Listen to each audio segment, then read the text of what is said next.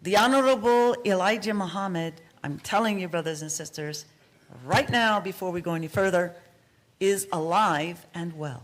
Yes, ma'am.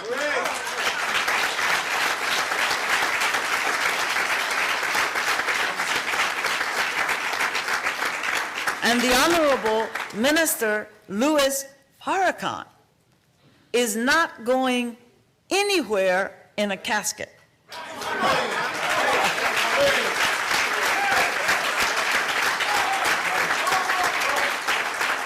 You remember that scripture that's written in the book of Revelation. I believe it's chapter 11, following the final bugle or trumpet call of the seventh angel, who says the mystery of God is ended, and the time that we have known, we will know no more. In the 11th chapter, there was a conspiracy. And the conspiracy evolved around a death plot to take away two witnesses to the presence of God. And when the people looked upon what they thought was the dead bodies of those witnesses that stood before the temple of God, they rejoiced. And they said, oh, those two who had tormented the earth and had left us in disarray. We are so happy that they are gone. And then, suddenly, their dead bodies stood up. And the people were afraid because they didn't stand up on the earth. They came down in the sign of a majestic mechanical ship called the mothership. Laugh. Make fun of that. And just in a few more days, we can look up and see the reality of these ships over all of the major cities. We might be that close. That's right. That's right. The Honorable Minister Farrakhan told us every time he stepped out of this country, wherever he went, on the World Friendship Tours, when he went to Baghdad to try to stop Saddam Hussein from making his major mistake, to try to tell him you can't fight a war against the military might of this despotic ruler who is the real mystery Babylon. It's not that Babylon. He believes that he was united with the power of God to crush an enemy. But the real enemy that he is projecting to us is not we in this human form. He's fighting against the powers and the principalities of a higher power that is God himself. Now, why am I opening up like this? Because it is that Allah inspired me to do so.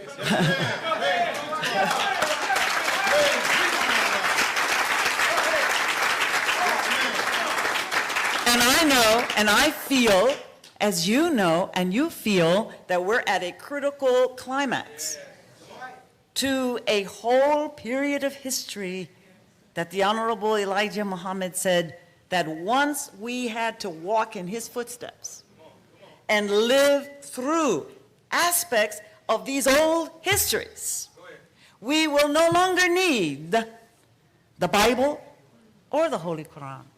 He told us back in 1972 there were 2 more and maybe 3 or 4 more books still coming that contain parts and portions of a history that had nothing to do with the world that we're in. But that world could not be revealed while the enemy was still in rulership, still in control. So the Millions More movement last year, one of our sisters had the vision that she shared with the Honorable Minister Farrakhan concerning the presence of the Honorable Elijah Muhammad in Washington, D.C. How did he make his appearance? How was he present? Remember, Jesus slipped up on the people in disguises all the time. And he was testing them all the time. Sometimes he came indescript. That means undescribable. Sometimes he could be the gardener, right? He could be cutting your grass, I don't know. He might be the paper gentleman bringing you your final call newspaper. He can come as he pleases. He said that Master Farrakhan Muhammad had the ability then, as he taught us in the early 30s and the 40s, that he could be in many places all at once. Is that right?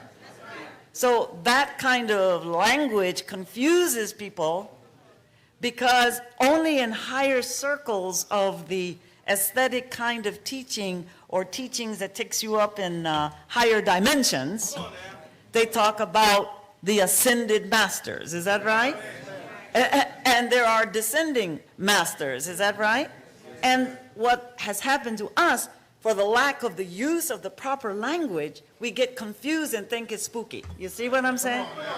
And the Honorable Elijah Muhammad said that they are angels, real angels that don't have wings, that are in our midst today, that are writing our records as we speak.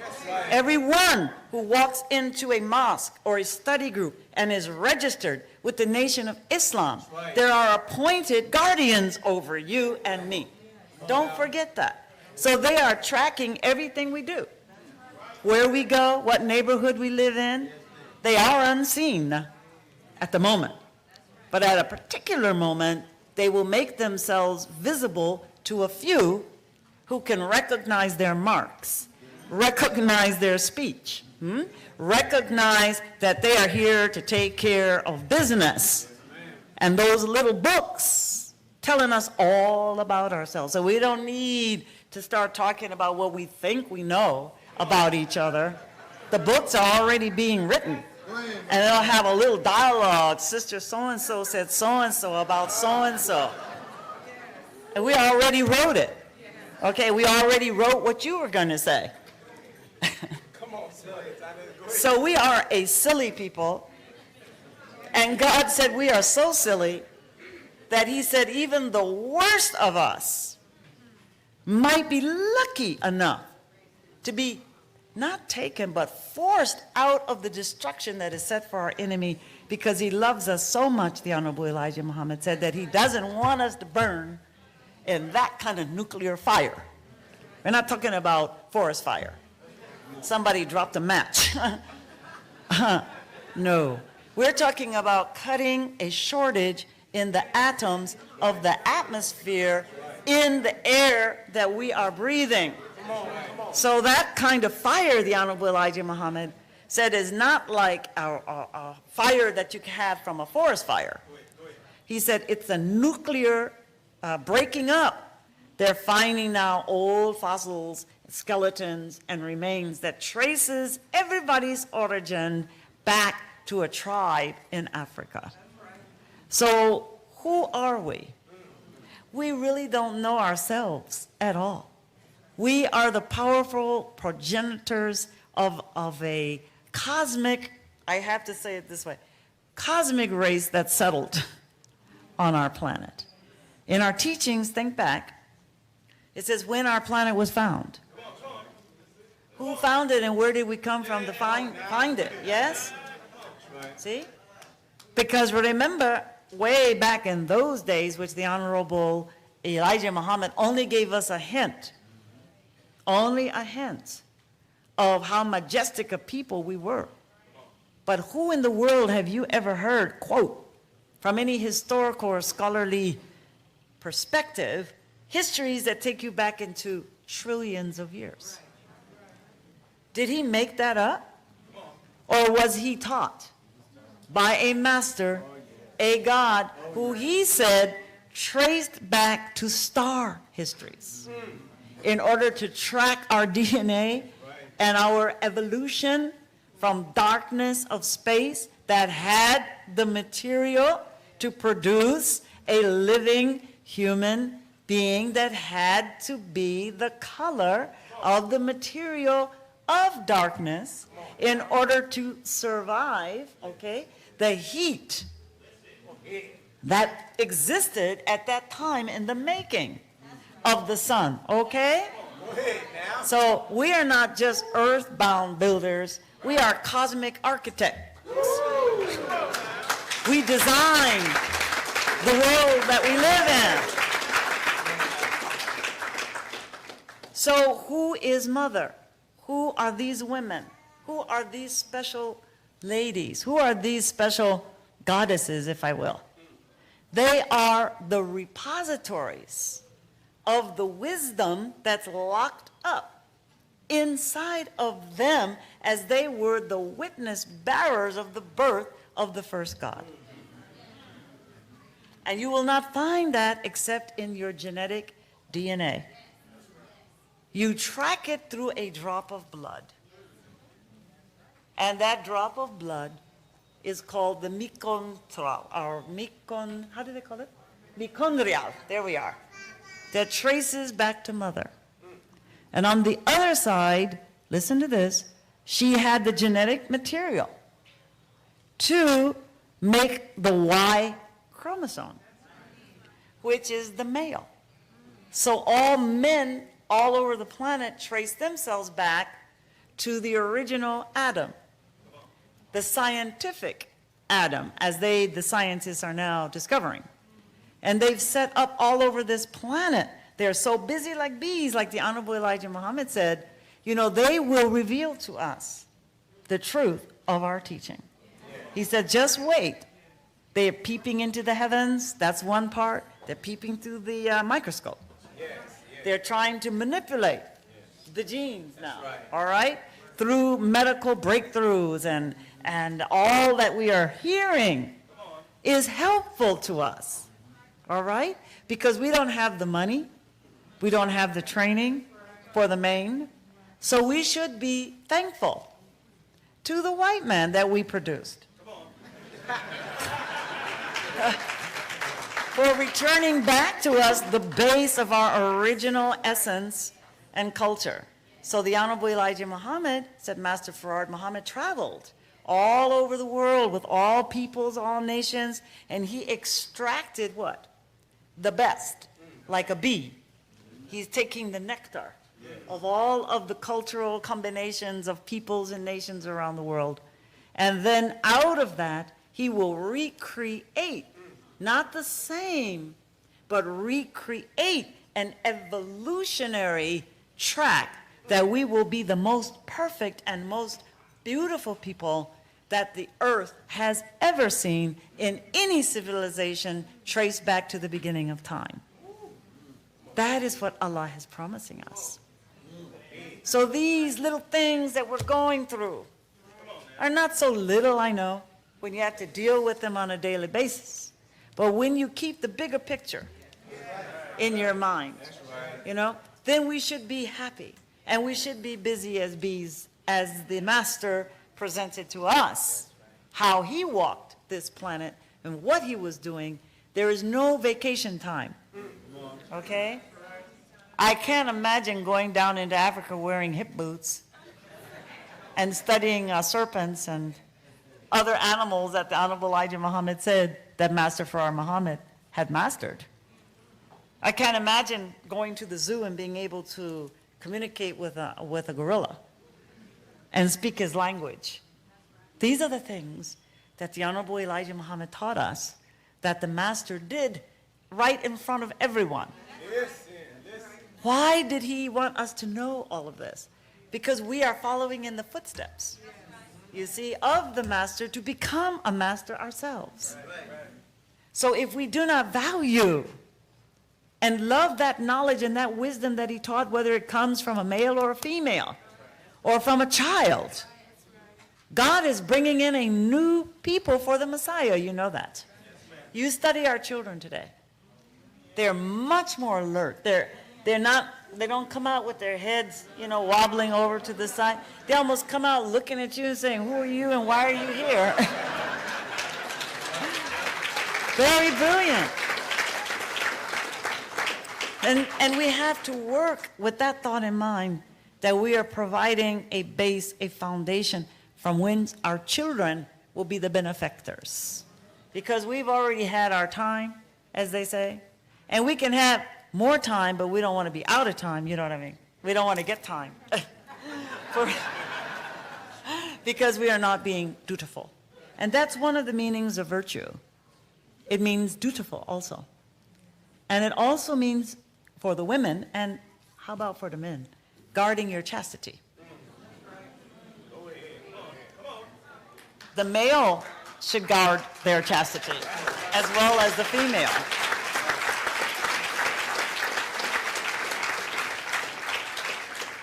The Honorable Elijah Muhammad taught us in such depth that he couldn't even tell us everything.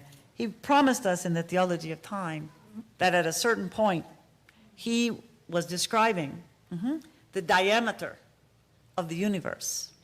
And as he was speaking on this subject, he said, one day, I would like to take the brothers in their FOI classes, and then our sisters in their MGT classes, and explain what that diameter configuration was made from that caused a diameter to extend over the whole entire universe. So these are like secrets that we are yet to learn. And unfortunately, because we have accumulated so much rust on the rusty locks of our brain, we have self-imposed our own destruction so that we block the light.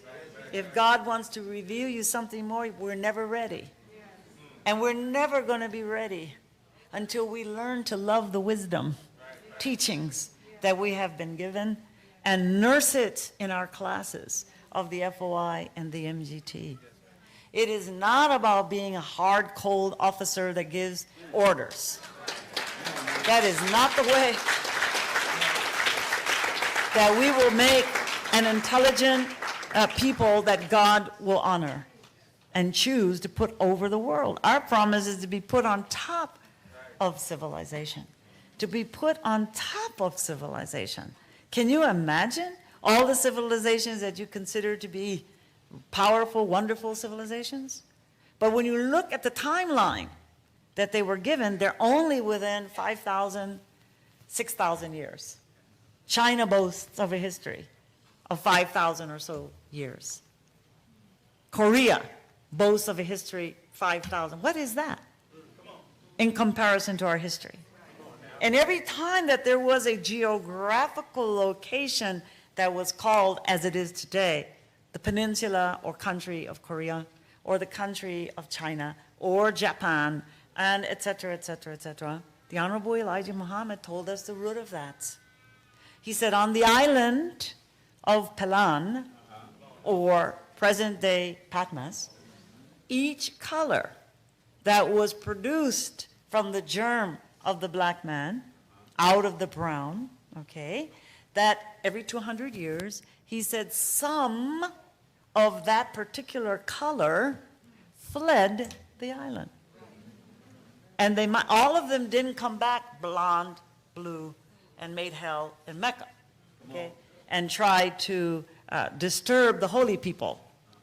That was the last branch of that race that was grafted out of our people. Now I'm going to slide this over to complete this drop of blood and why it is traced to Africa, and it has something to do with us. Absolutely. Now, each color, when they fled in their most ancient or primitive history, chronicles, they found the black people. On the Yangtze River, they found tribes of black people. Even in Ireland, Scotland, Wales, they found African tribes. When they were tracking through Eurasia, and I know I had just experience in Mongolia, they found the evidence of black original ancestors. Do you understand? So we are the original people, and it's being proven by the scholars, the historians, the archaeologists, the anthropologists, by the scientists. So we should let them do their work. And then thank them for doing their work, because they thought that they had entrapped us so that no light could get into the head of their subordinate slaves. But their scientists are allowing certain evidence of who we really are to come out, and with the wake-up message that we have received through this teaching, then we say, my God, that's the teachings of the Honorable Elijah Muhammad. Every discovery, every new breakthrough, whether in medicine, genetics, you can name it, weather, global warming, all of this, he taught us. So that there's no surprise. We can't hear anything that's a surprise. We're not surprised that Bush is modern Pharaoh and that he's doing his work very, very well. He's so blind that he believes inside that he can master our teaching and the God that brought this teaching.